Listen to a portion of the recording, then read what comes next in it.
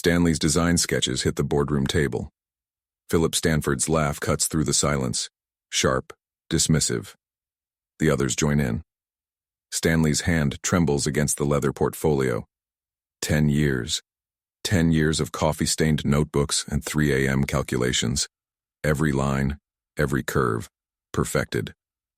Stanley watches Philip pick up his life's work like it's trash. Philip doesn't know he's holding the future. None of them do. The conference room smells like burnt coffee and expensive cologne. Fluorescent lights buzz overhead. Stanley stands at the head of the table, portfolio open, hands steady despite the sweat on his palms. Fuel efficiency up 30%, he says, voice quiet but firm. Production costs cut in half. Philip taps his Mont Blanc pen against the mahogany. Click, click, click. His grandfather's Rolex catches the light.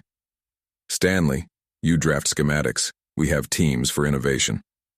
Linda Grant shifts in her chair. Her eyes dart between Stanley and Philip, then down to her notepad. She draws small, tight circles in the margin. The math is solid, Stanley says.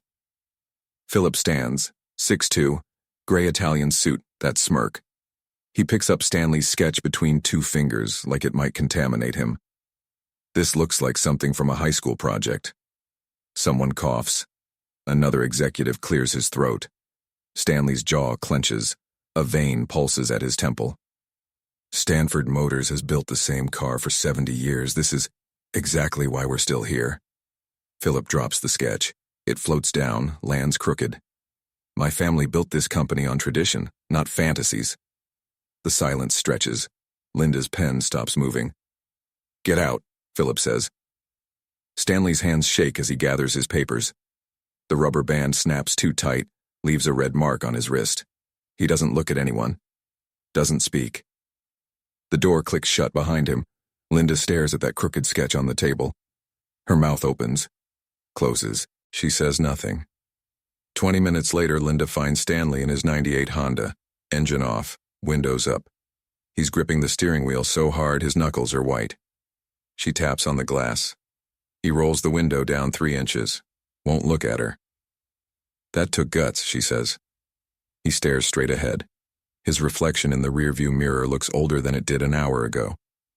The design is brilliant, Stanley. Then why didn't you say that up there? His voice cracks. Linda's hands fidget with her ID badge. Flip, flip, flip. I have twins in college. A mortgage. Philip's family. Right. He starts the engine. It sputters, coughs, catches. Stanley, He rolls up the window. She steps back. Her reflection disappears in his taillights. Stanley's desk stays empty. 3 days. 5. A week. HR forwards his final paycheck. Someone takes his nameplate. Leaves a coffee ring where it used to be. Philip never asks. Linda walks past that empty desk every morning. She thinks about emailing him. Types it out twice, deletes it both times 18 months later. Philip's leading the quarterly review. Same room, same burnt coffee smell. Sales are down 19%. Market share bleeding. We need innovation, Philip says, pacing. Fresh blood. Linda's phone vibrates against the table. Bzzz. She glances down. Her face drains of color. Linda? Philip snaps. Are we boring you? She slides her phone across the table. The photo shows Stanley in a charcoal suit, standing beside a car that looks like it's moving while standing still. Those same curves. That same aggressive elegance. Philip's hand shakes as he picks up the phone. His eyes scan the article. His Adam's apple bobs once, twice. That's the design, someone whispers. 200,000 pre-orders. Philip reads aloud. His voice sounds hollow. First week. Linda feels sick. 6 months crawl by. Aurora sedans appear everywhere, gleaming in driveways, purring at stoplights. Silent. Perfect. Stanford's cars suddenly look like museum pieces. Their stock drops. And drops. And drops. Philip sees an Aurora at a red light one Tuesday. The driver, a kid, maybe 25, revs the engine. It barely whispers. Philip's Cadillac rumbles like it's dying. The light turns green. The Aurora disappears like a ghost. Philip sits there until someone honks. Linda works until midnight most nights, redesigning models that feel obsolete before the ink dries. Her coffee goes cold. She doesn't notice. One evening, Philip appears at her desk. His tie is loose. His eyes are bloodshot. "You knew," he says. She doesn't look up. "Yes." Why didn't you? She finally meets his gaze. Her voice is steady, sharp. "He gave you the future. You laughed in his face." Philip opens his mouth. Nothing comes out. He turns and walks away, shoulders hunched. 3 years after Stanley left, the board votes. Philip sits alone in his grandfather's office. The walls are covered in black and white photos, factories, ribbon cuttings, handshakes with presidents. 3 generations of Stanfords.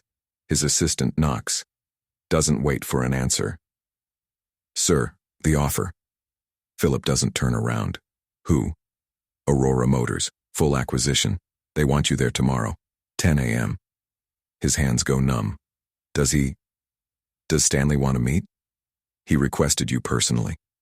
Stanley's office is all glass and steel.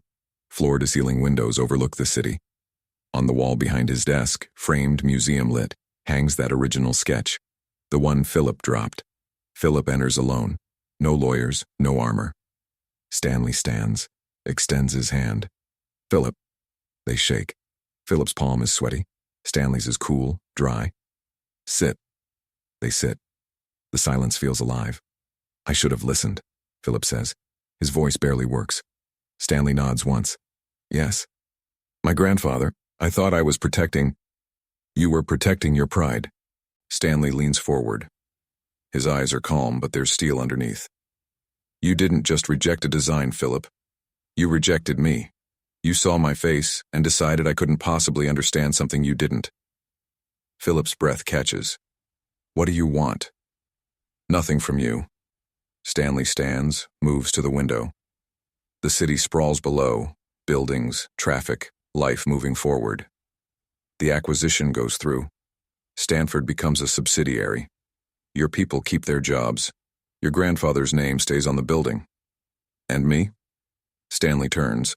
"Consultant, if you want it. You'd report to Linda Grant. She's VP of Engineering now." Philip blinks. "Linda?" "She called me, apologized, told me everything that happened after I left." Stanley's expression softens slightly. "She made a different choice. Eventually." Philip sits in his car outside Aurora headquarters for 30 minutes. The sun is too bright. An Aurora glides past, silent as a thought. At home, he climbs to the attic. Dust everywhere. He finds his grandfather's notebooks in a box marked 1952 to 1979. The pages are yellowed, fragile, sketches and calculations. In the margins, his grandfather's handwriting. "The best ideas come from unexpected places. Listen to young voices. Pride destroys more than competition ever will." Philip's hands shake. He closes the notebook carefully. His phone buzzes. "Linda. First day tomorrow. Thank you." He stares at the message. Types a response. Deletes it. Types again. "You earned it." He presses send. Then he sits in the dusty attic, surrounded by ghosts, understanding what he lost. Not a company, but the chance to be the man his grandfather hoped he'd become. Outside, an Aurora drives past his house. He doesn't notice. If this story meant something to you, subscribe and turn on notifications for more.